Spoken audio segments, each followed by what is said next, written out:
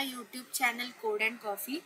इस वीडियो में हम लोग देखेंगे कस्टम कंटेक्स्ट मैनेजर क्या होता है। अभी कंटेक्स्ट मैनेजर मतलब क्या है कि मैंने सपोज दो वेरिएबल्स बनाए ए एंड बी। ठीक है, मैंने ये दो वेरिएबल्स बनाए। अभी ये वेरिएबल्स मेरे पाइथन में कहीं तो स्टोर हो रहे हैं, कहीं तो मेमोरी यूटिलाइज कर रहे हैं, करेक्ट। जब मैं इसको डिलीट करती हूँ तब आपको लगता होगा कि हाँ मेमोरी से भी डिलीट हो गए। नहीं, ऐसा नहीं है, मेमोरी से वो डिलीट नहीं हो जाते। तो ये जो मेमोरी मैनेजमेंट है, अपने रिसोर्स मैनेज करना है, ये हम लोग कस्टम कंटेक्स्ट मैनेजर से कर सकते हैं।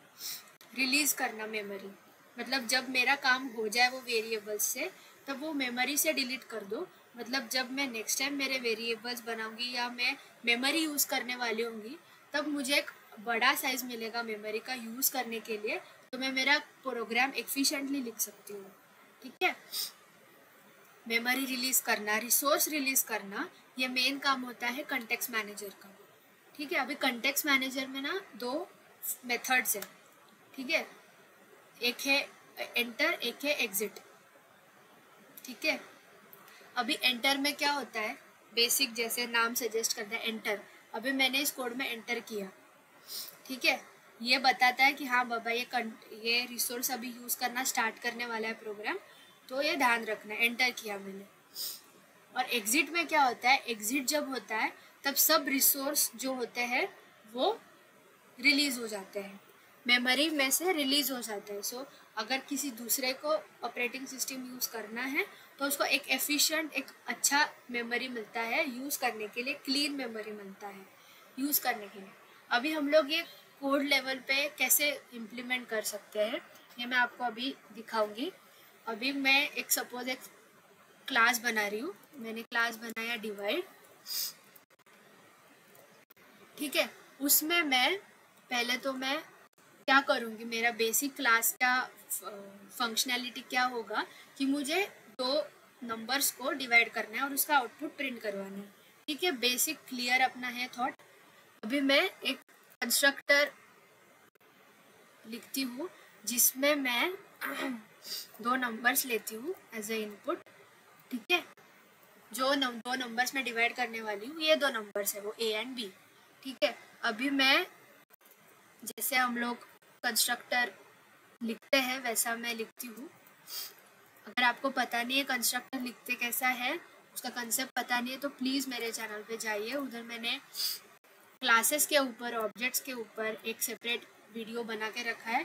Please go and check out that video, आपको पूरा कंसेप्ट समझ में आ जाएगा, कंस्ट्रक्टर का, क्लास का, ऑब्जेक्ट का, सबका। ओके, सो इधर मैंने एक कंस्ट्रक्टर बनाया जिसमें मैंने फंक्शन इनिशियलाइज किया, मतलब बेसिकली वेरिएबल्स इनिशियलाइज किए। ठीक है, अभी एक फंक्शन होता है अंडरस्कोर एंटर। ठीक है, इस फंक्शन में मैं लिखती हूँ इनसाइड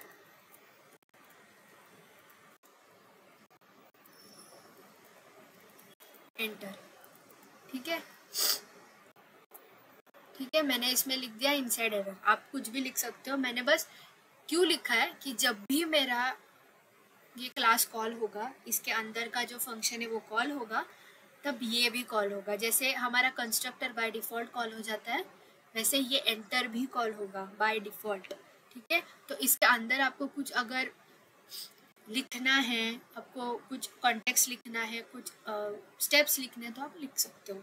इसका मतलब क्या है कि अभी मैं ये रिसोर्स है, ये मेमोरी है, तो मैं यूज़ करना अभी स्टार्ट करने वाली हूँ। ठीक है, इसके बाद मैं लिखती हूँ एग्जिट। ठीक है, अभी ये जो आप देख रहे हो इतने सारे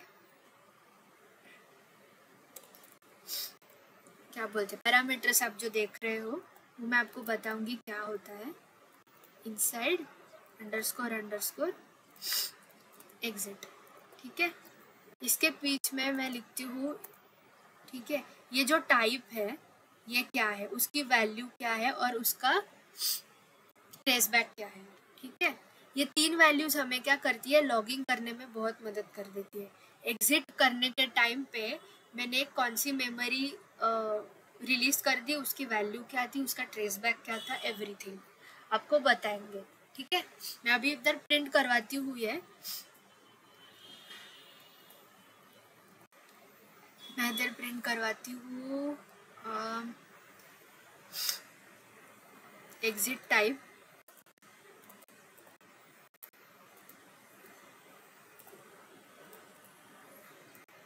ठीक है, शायद मैंने इधर नहीं लिखना चाहिए।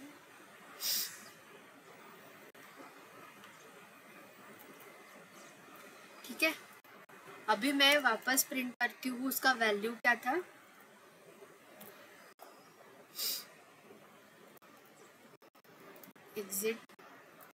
एग्जिट वैल्यू, और मैं लिखती हूँ इधर वैल्यू। ठीक है, और फिर मैं लिखती हूँ उसका ट्रेस बैक क्या था।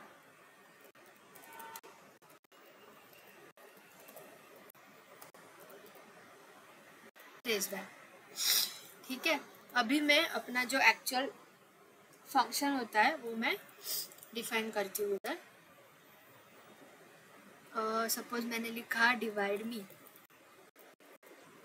ठीक है, और मैंने इधर A and B, sorry suppose X and Y accept कर लिया एज अ इनपुट पैरामीटर, और मैं इधर रिटर्न कर रही, सपोज मैं प्रिंट कर रही हूँ, रिटर्न नहीं करते, प्रिंट कर रही हूँ सपोज कि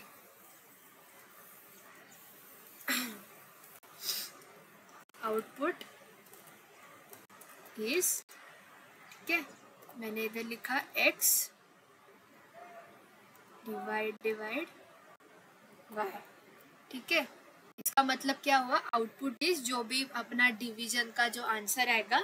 अभी हम लोग विथ फंक्शन के साथ इसको कॉल करेंगे। तो अभी मैंने क्या किया है, इनिशियलाइज किया है, फिर मैंने ये एंटर लिखा है जिसको मैंने सेल्फ रिटर्न किया है। इधर कुछ नहीं है तो सेल्फ रिटर्न होगा। फिर इसमें मैंने ये सब प्रिंट करवाया, ट्रेस बैक वगैरह, और ये मेरा बेसिक फंक्शन है जो डिवाइड करेगा। ठीक है, अभी मैं अगर इसको प्रिंट करवाती हूँ तो look at this, inside enter जो अपना ये वाला फंक्शन था, इनसाइड एंटर उसने इसको इधर से वो रिटर्न आया, इस फंक्शन से वो बाहर आया, फिर उसने ये इसके अंदर ये था तो इसने ये वाला जो अपना बेसिक फंक्शन था ये उसने कॉल किया, फिर उसने वापस वो एग्जिट, वो इनसाइड एग्जिट पे गया, फिर वो एग्जिट पे गया, उसके बाद उसने क्या कॉल किया, exit type none, exit type none and exit trace back is none. सब नन उसने किया। क्यों उसने नन रिटर्न किया, क्योंकि इसमें कुछ इशू नहीं है, कुछ एक्सेप्शन नहीं आ रहा है। अगर कुछ एक्सेप्शन आता तो प्रॉपर हमें लॉग देता है, प्रॉपर हमें बता देता है कि कौन से लाइन पे, कौन से वैल्यू में, कौन से इस टेक्स्ट में इशू है। ठीक है, अभी सपोज मैं पास करती हूँ, इधर मैंने 0 पास किया। ठीक है, अभी 20 डिवाइड बाय 0 करोगे तो इशू आएगा ही डेफिनेटली। देखो,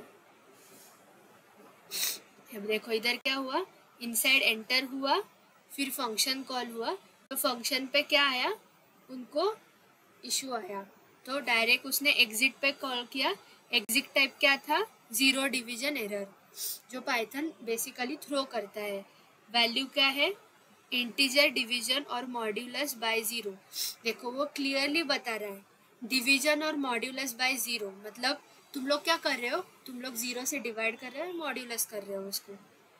और ट्रेस बैक क्या है, उसने ट्रेस बैक ऑब्जेक्ट का अपने को, ट्रेस बैक मतलब क्या कि पहले के लाइन पे जाओ या पहले के स्टार्टिंग पॉइंट पे जाओ, बेसिकली ट्रेस बैक का मतलब। अभी देखो इन्होंने पूरा इधर एरर भी अपने को शो कर दिया है। ठीक है, सो इसका ये फ़ायदा होता है, आप ट्राई कैच ब्लॉक यूज़ कर सकते हो।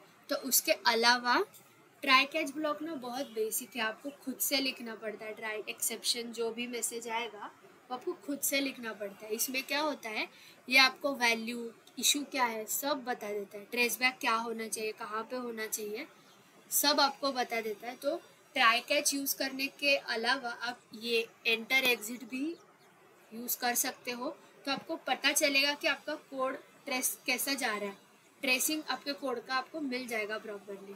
ठीक है, तो ये था कस्टम कॉन्टेक्स्ट मैनेजर, जिसमें हमने देखा कि एंटर मेथड क्या होता है, एग्जिट मेथड क्या होता है, और ये कैसे यूज़ किया जाता है ट्राई कैच ब्लॉक के रिप्लेसमेंट जैसा। ठीक है, so please share this video with your colleagues and friends. Like, share and subscribe to my YouTube channel. Please keep learning and keep growing. Thank you.